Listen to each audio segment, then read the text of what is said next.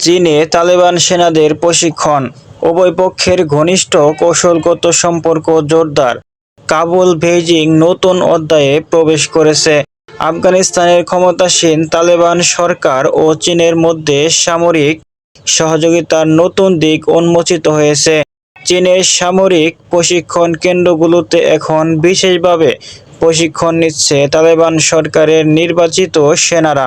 প্রশিক্ষণের বিষয়বস্তুতে রয়েছে আধুনিক যুদ্ধ কৌশল, সীমান্ত নিরাপত্তা, ড্রোন ও নজরদারি প্রযুক্তি, সন্ত্রাসবিরোধী বিশেষ কৌশল। চীনের এই পদক্ষেপ কেবল আফগানিস্তানের নিরাপত্তা জোরদারের জন্য নয়, বরং গোটা অঞ্চলে নিজেদের প্রভাব ও অংশীদারিত্ব বাড়ানোর কৌশলের অংশ।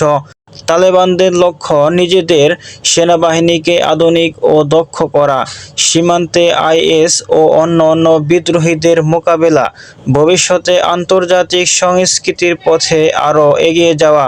চীন বলেছে, আফগানিস্তানে স্থিতিশীলতা মানে আমাদের সীমান্তে নিরাপত্তা। আমরা উন্নয়ন চাই, বিশৃঙ্খলা নয়।